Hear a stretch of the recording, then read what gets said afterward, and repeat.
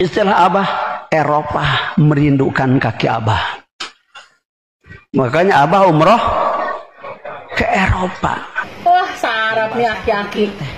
Umroh katanya ke Eropa. Umroh ke Madinah. Ada aja lagi yang sesat kayak gini. Masjid. Ke Eropa, ke gereja. Saya menerima barang dari sorga. Dompet dari surga katanya guys. Duitnya juga duit gaib ya. Aduh. Dompet. Dan gue bingung ya, orang-orang yang kayak gini nih masih aja diikutin. Banyak banget pengikutnya guys. Percaya syukur, tidak masa bodoh. Apa nggak ada operasinya mereka ya? Yang kayak gini aja nih diikutin. Surga. Udah tahu jelas-jelas sesat, masih aja banyak pengikutnya.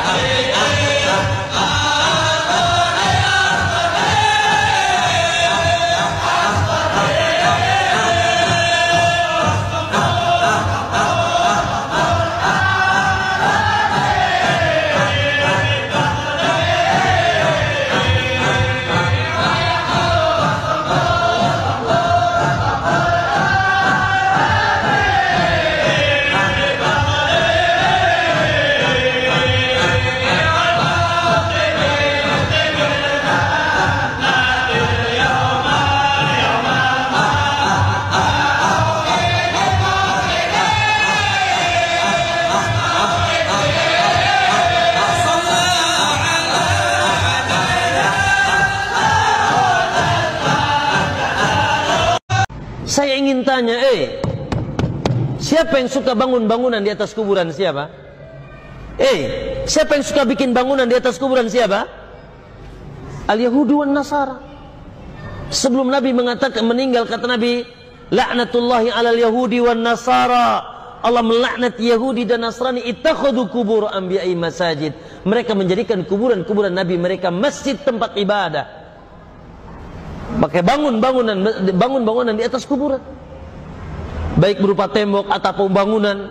Mereka jadikan keramat kuburan itu adalah Yahudi dan Nasrani. Kuburan di zaman Rasul, kuburan Rasulullah dan kuburan para sahabat, dan diperintahkan Rasul cukup digundukan satu jengkal, lalu diberikan tanda batu tanpa, tidak boleh ditulis tulisan apapun, tidak boleh dikapur dan diwarnai, apalagi sampai di tembok. Ya, diharamkan dalam agama kita. Jika manusia dalam beribadah dibebaskan untuk melakukannya sesuai dengan cara mereka sendiri-sendiri, berarti sebenarnya mereka tidak butuh Nabi. Adanya Nabi sebagai konsekuensi bahwa mereka perlu penjelasan tentang bagaimana cara beribadah kepada Allah dengan benar. Karena itulah mentaati Rasul sallallahu alaihi wasallam sama dengan mentaati Allah, sebab mentaati utusan sama dengan mentaati yang mengutus. Allah Subhanahu wa taala berfirman, "May yuti'ir rasula faqad ata'a Allah." Barang siapa yang mentaati Rasul, hakikatnya dia mentaati Allah. Dan dalam beribadah kita diperintahkan oleh Allah untuk mengikuti sesuai dengan petunjuk yang Allah turunkan. Allah berfirman, "Ittabi'u ma unzila ilaikum min rabbikum wa la tattabi'u min dunihi awliya." Ikutilah apa yang telah diturunkan dari Rabb kalian kepada kalian, dan jangan mengikuti selain Allah Subhanahu wa taala siapapun orangnya. Sehingga dengan bimbingan inilah manusia ketika beribadah akan menghasilkan pahala yang maksimal, pahala yang diterima oleh Allah Subhanahu wa taala. Sebaliknya, ketika orang itu beribadah kepada Allah tapi tanpa didasari dengan panduan, tentu potensi kerusakannya lebih besar dibandingkan potensi kebaikannya.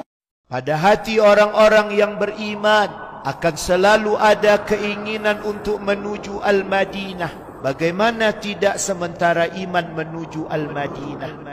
Kata Asy-Syaikh Al-Allamah Abdul Muhsin Al-Abbad, wa min fadailiha, dan dari keutamaan-keutamaan kota Al-Madinah adalah annal imana ya'rizu ilaiha, bahwa iman itu menuju bertempat kepadanya, kama qala sallallahu alaihi wa ala alihi wasallam, sebagaimana Nabi sallallahu alaihi wa ala alihi wasallam berkata, innal iman la ya'rizu ilal madinah kama ta'rizul hayyatu ila juhriha. Sesungguhnya iman itu sungguh dia menuju berada di Al-Madinah sebagaimana ular menuju sarangnya, lobangnya. Rawahul Bukhari wa Muslim. Hadis ini meriwayatkannya Al-Imamul Bukhari dan Al-Imamu Muslim. Lihatlah bagaimana perumpamaan yang disebutkan oleh Rasulullah sallallahu alaihi wa ala alihi wasallam, bahwa ular akan kembali ke lubangnya. Maka seperti itu iman, dia akan menuju ke Al-Madinah dan akan berada di Al-Madinah sampai qiyamis sa'ah. Sehingga akan kita pelajari insya-Allah bahwa kota Al-Madinah tidak akan dimasuki oleh Ad-Dajjal. Begitu mulianya kota Al-Madinah ini, yang iman menuju kepadanya dan iman berada di dalamnya. Wa ma'na dzalika anna al-iman yattajihu ilaiha wa yakunu fiha. Dan makna hal itu adalah bahwa iman menuju ke Al-Madinah dan berada di Al-Madinah. Wal muslimuna ya'ummunaha wa yaqsidunaha. Dan kaum muslimin menujunya, kaum muslimin memaksudkan hidupnya agar berada di Al-Madinah. Yadfa'uhum ila dhalikal iman, yang mendorong mereka melakukan itu adalah keimanan.